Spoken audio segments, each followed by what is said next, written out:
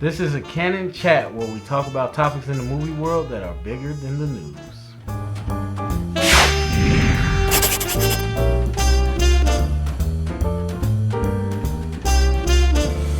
Alright, so today's topic is about the non-spoiler review.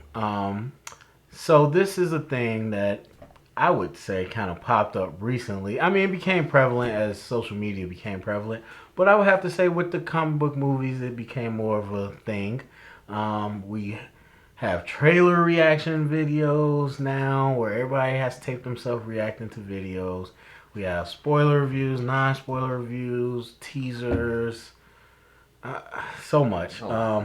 So let's start off with, what do you consider a spoiler in a movie? Something that gives away a plot point that someone who hadn't seen it wouldn't have seen it coming.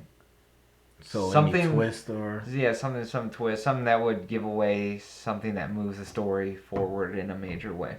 Okay, that's the only thing you consider spoilers. I don't know. Should something else be? No, I mean your personal spoiler. Yeah, I think so. If someone, yeah. Okay, interesting. Okay. No, I mean, this brings up a thing that I kind of coined, and I will make it trademark. But I think people have different spoiler sensitivity. Their levels are different. Some people want to... Can I give you some, now that you just said that? So, I was watching X-Men First Class, and this is going to come out after X-Men Apocalypse. But, I was watching X-Men First Class on FX, and FX gives you kind of an inside look at the upcoming movie. And I don't know if you knenew this, but if you've already seen it, don't spoil this for me. See, he's about to spoil it. It's not that big. But the Quicksilver is talking about his scene that he has, the big slow-mo scene. Mm-hmm. But he was talking about how in that scene he's saving other students or mutants in the Xavier school from the school blowing up. And I was like, I guess I could have known that, but I wish I didn't know that. Right. So I guess it's not really a spoiler, especially because FX produced this. But yeah, so kind of like that. Like you're saying, you don't know what a spoiler might be sometimes. But that brings up a good point. Someone with high spoiler sensitivity, like, what? No, I didn't need to know. Yeah. I didn't need to know there was a slow motion scene. I didn't need to know there was going to blow up. Some people like you, like, yeah, that's not really a spoiler.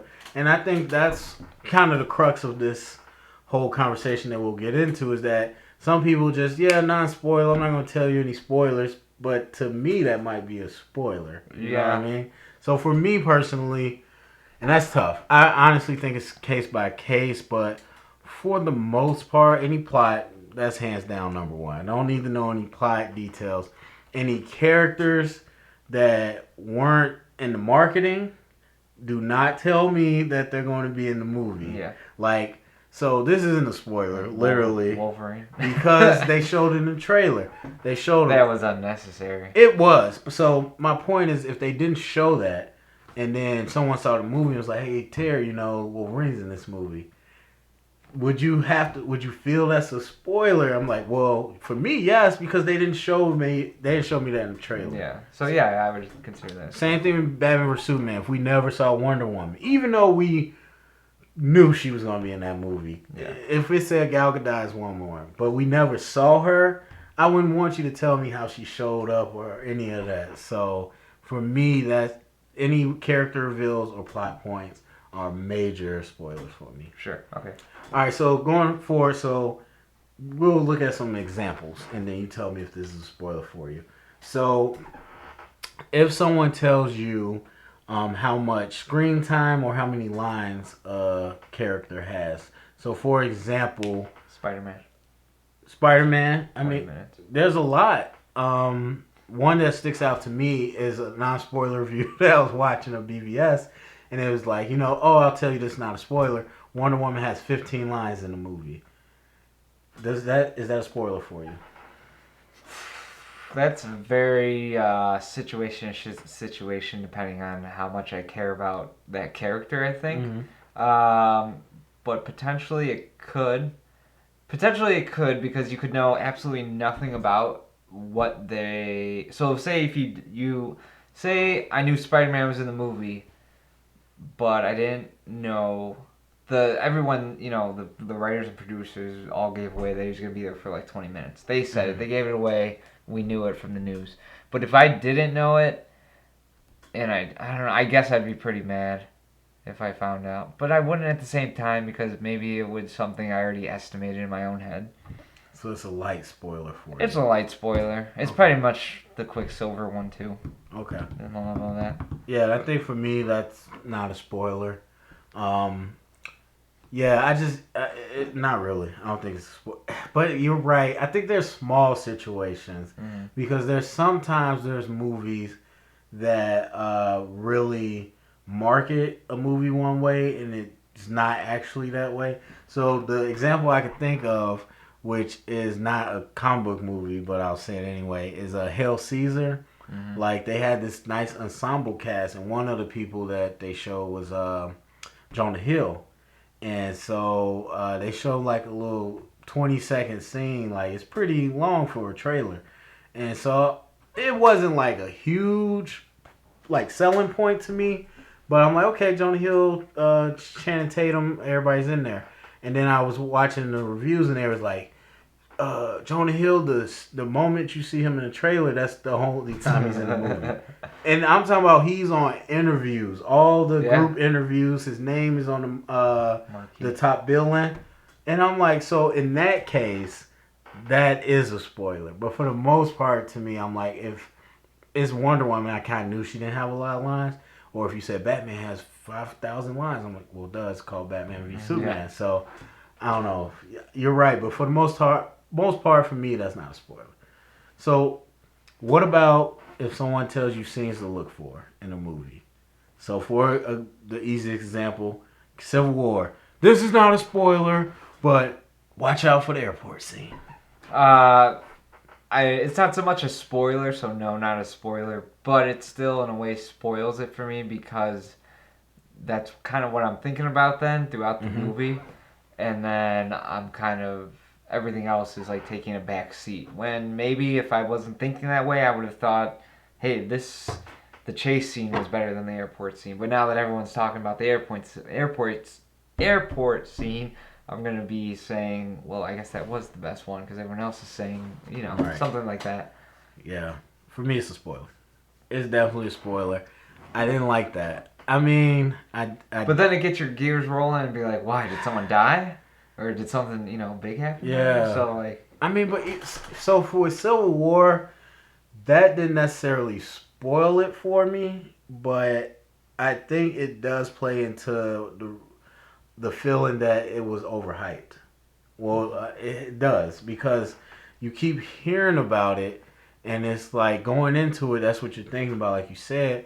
And for me, I thought it was amazing, but I don't think, like, some people say it's the greatest action scene ever in any movie, and I'm just like, no, it wasn't. And I feel like part of that is because I went into it ready to scrutinize it.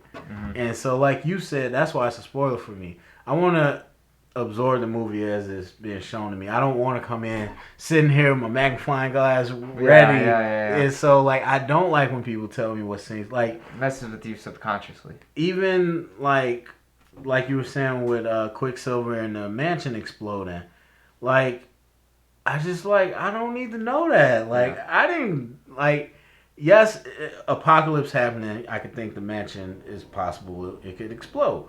But I don't need to go into it waiting for, like, they're in the mansion, I'm like, that's going to get exploded. Yeah. And then you're probably thinking, well, I guess it's not that big of a deal because no one gets hurt. Yeah. Since like, they're saying it already. People are like, it's not a big deal because it's not a pivotal plot point, but still it changes my viewing experience because now I'm waiting on certain things. And I feel like, honestly, now I'm thinking about it, that kind of hurt my Deadpool experience. Yeah. Because there's certain jokes, well, not certain, a lot of jokes we saw in the trailers. And not only when it came up, I was like, oh, I know what it was, but I was waiting for it in the movie. I'm like, when are they going to say that joke? And so, yeah, I consider that stuff spoilers, honestly, when people talk about which scenes to watch out for. Okay. All right, so superhero landscape, the world we live in now. Do you think the superhero genre has changed what people consider spoilers? And I mean that because, and again, people's spoiler sensitivity is always different, but I feel like before superheroes, there's not a lot outside of the plot. I mean, certain movies, there's like character reveals, like sequels or prequels and stuff like that, where you're invested. But original movie, what is there to spoil besides the plot? You know what I mean? So with character or superhero movies, there's so many characters that could pop up at any time. There's so many costume designs and like changes they can make, and different changes to the character's story. So I feel like with all the comic book background, that there's so many more spoilers that can be possible. Because if you're a person, and there are people like this that don't watch any trailers, they stay away from the stuff, and so while we live and die waiting for, we got a picture of Batman, Ben Affleck and the Batman, this is what the Batman suit's gonna look like, and like some people stay clear away from it and didn't know what that suit looked like until they went in and saw it. So, which I wish I could do. Yeah, but I can't. I know. Right, and that's a good reason why people do it. So, do you think the superhero game has changed what spoilers are? I wouldn't say. Yes and no. I wouldn't say totally changed the landscape of what a spoiler is, but added more of what could be a spoiler. So, added to the amount of spoilers, possible spoilers. Definitely. I think it definitely added it. Just in like little details you were saying, how they can come out with a picture and it can tell you where they're moving forward with the plot. So, so I think it just added more spoiler options. Okay. And I would have to agree. Yeah.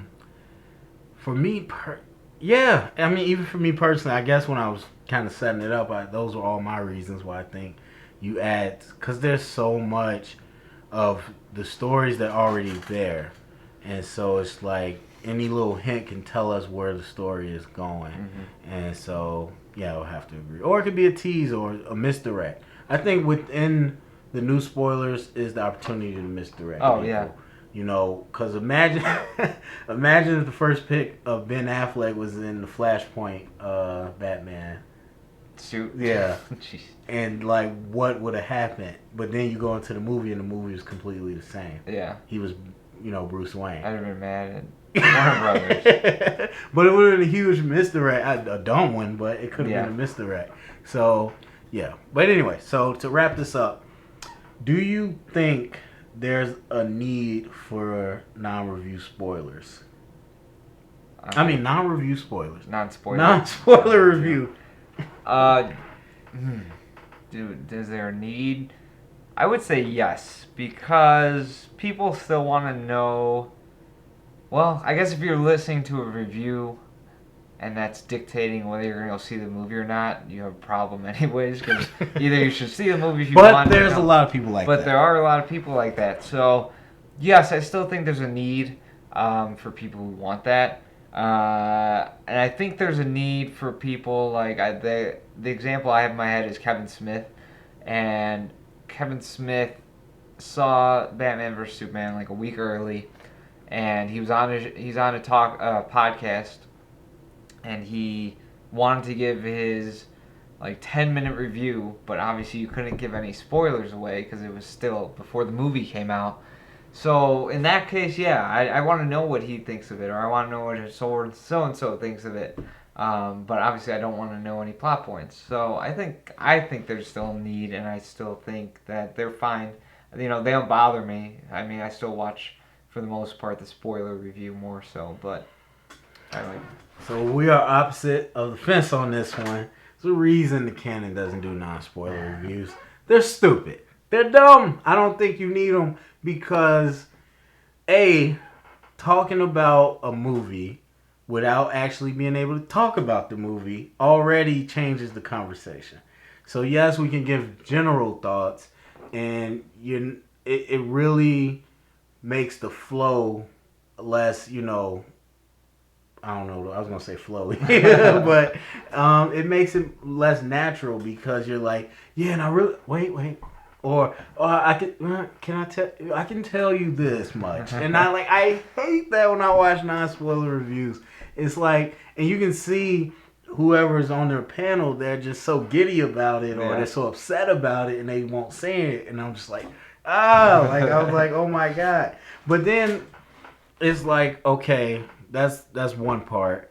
But then the other part of a non-spoiler review to me is just like, okay, I don't want to get spoiled, but I'm watching people who've already seen the movie, and so there's always the possibility that spoiler sensitivity comes in. Yeah. That what they don't think is a spoiler, Especially because they already saw it. spoils it for me, right? They're like, I seen the plot. This doesn't matter that much. Here you go. And then you're like, no. Yeah. So Like they could say it all they want that it doesn't spoil the plot moving forward, but it still does. because movies art, and we all experience it a different way. So mainly my number one reason about why I don't like watching them is just like, you don't know what's a spoiler for somebody. Sure. Because I started watching the X-Men Apocalypse non-spoiler review, and from one of the people I watch, and about 10 minutes in I turned it off because like, You were worried. I mean, I guess I could like take time to detail what I feel like is a spoiler for this particular movie, but just something about it felt like no, they're saying way too much. They're saying way too much for me. And so I don't think there's a reason to do non-spoiler. It doesn't add much. It doesn't add anything for me going into the movie at all. Now, if you're a fan that needs to be swayed one way or another, I mean, you darn it might as well watch the spoiler review or at least skip to the grade, or, you know, talk about the overall thoughts or something. Because at that point, if you're sitting at home and you haven't decided already, you honestly don't care that much about what's happening in the movie. So I get what you're saying. Casual fans might want a non-spoiler review, but I just don't see the need for it. For me, because like it would not change a thing for me. It wouldn't make it better. It could make it worse going into the movie, like I said, where I'm looking for stuff or I had something spoiled for me, but it could never make it better. Like I came in, watched the movie, like I'm so glad I watched that spoiler review. Like it made it better for me. Okay. I can agree with that. All right. Sal still likes non-spoiler reviews. Okay. All right, so that is our Canon Chat. Remember, if you like the Canon and you want to hear more, give us the ammo by clicking the subscribe button below. Sal, where can the people find us? Find us on Twitter at The Canon Blog or on Facebook, facebook.com/The Canon. And remember, if you heard it here today, it is Canon.